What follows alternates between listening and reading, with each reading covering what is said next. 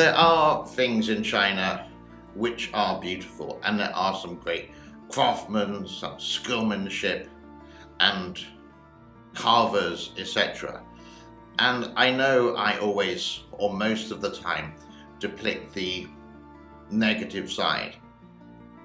And you sometimes wonder, have the people given up? But I just wanted for you, just for the beginning of this show, just to listen to some beautiful music. And hopefully I will give you the link in the description below. And the big question that I really want to ask today: why did China really want to build the Three Gorges Dam? Were they absolutely bonkers, crazy, out of their mind? 1/3 of the parliament, so to speak, actually thought it was a ridiculous idea. The only time the CCP parliament didn't have a majority rule of 99.9%. It was only around about 66% of people who said, yes, let's build it, because if you say no, well, life is basically unpleasant. Doesn't matter if you're a Communist Party member or not. It means you're not following the Communist Party rule. At the very end, I'm going to bring you a little bit of happiness as well. And I found something that I'm allowed to show you on YouTube just to bring a smile to your face. Chinese culture, which has nothing to do with the CCP, because that's what they try to destroy, and they just want to go back to the old ways of Marxism and Leninism, which has no culture apart from, look at this marvelous statue of me. Let's get into it. I hope you're well, and I will stop waffling right now. If you look back at the Three Gorges Dam history, it was an idea of the leader of the Republic of China before the People's Republic of China in the 1920s. I don't know the name. Then it was shelved for a while because of the Sino-Japanese situation.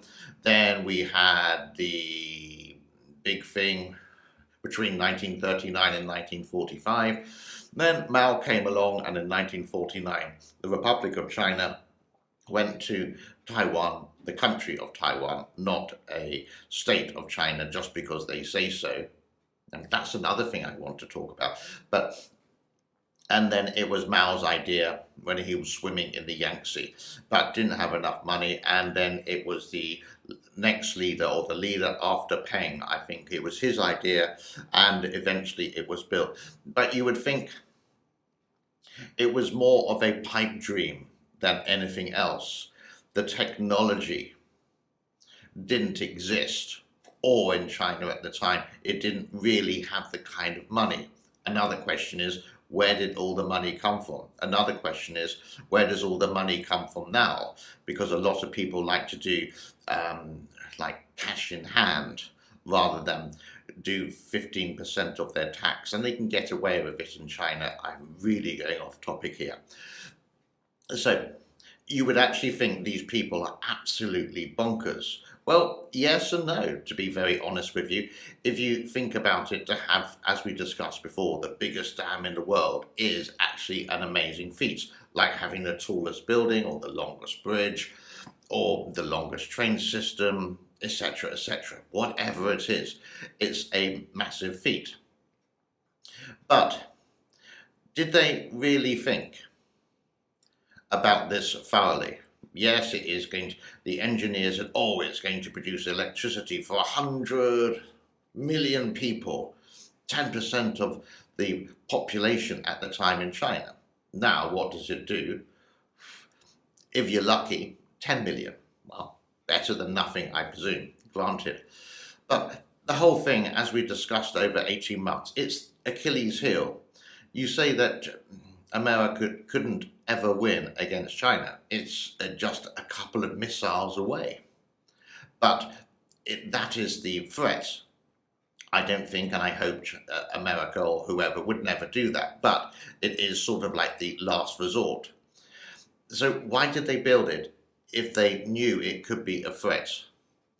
Well, this is before the true development, you could say, of China. This was all done in the sort of 90s and completed at the beginning of the development. And now, just to keep it quiet, sweep it under the bridge, so to speak, and to, you could say, keep it quiet in a way that the people would forget about that idea.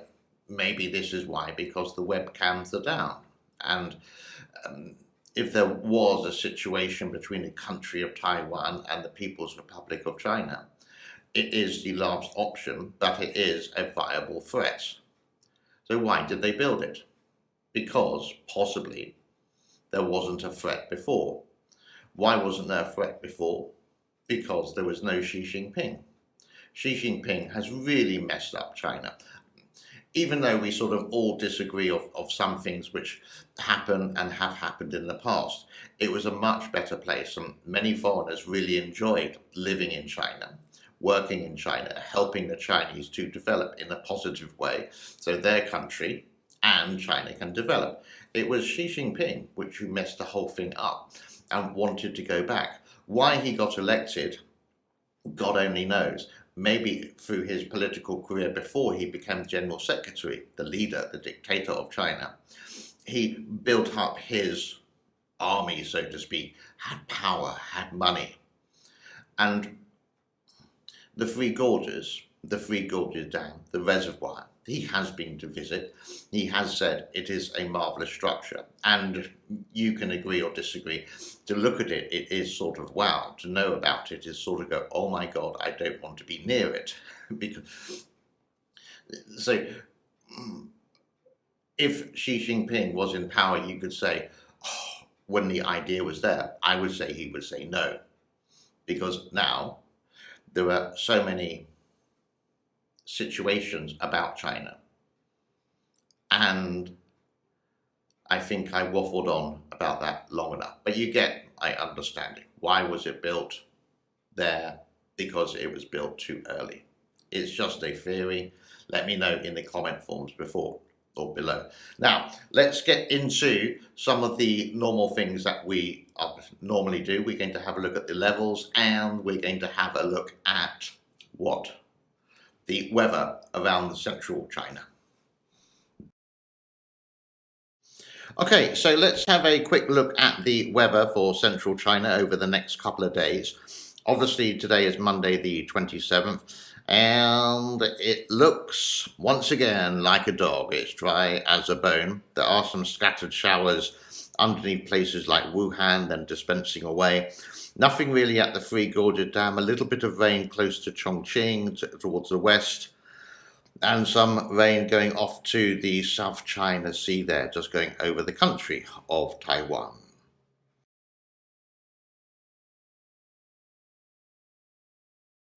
And a quick look at the levels as well. Kutan at the top of the Three Gorges Reservoir is at 170.92, that's gone down. Three Gorges Reservoir 170.68 with the inflow of 6,001 with the outflow of 7,480, so that it should be going down slowly there. And here is a little picture I just wanted to share with you, and I can't remember the name of the website, but you can see the earthquakes in China over the last, you could say, when? 3 or 4 days. Let's make it a week. And you can see how frequent earthquakes are in China, especially towards the west in Xinjiang and places like Tibet. Some people have also asked me, are there any videos that you could show related to the after effects of heavy rain? The rainy season now is only like 3 months away. There's not much of a dry season in China. And it's quite difficult to find things with broadcasting that's allowed due to copyright. But I did find some of this, of the devastation related to floods in China with some mudslides.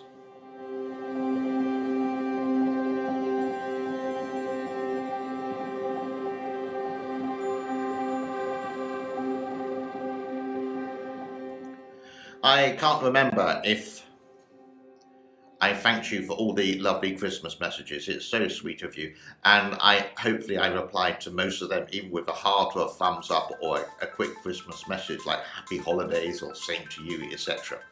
Sorry it's a bit generic, but to type out 100 messages will take me about an hour. I'm the worst typist in the world.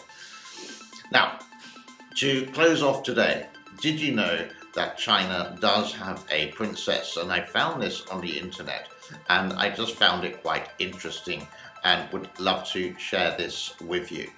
Thank you as always for the time, and I will see you very soon on the James Neil Cooper channel, sponsored by absolutely no one.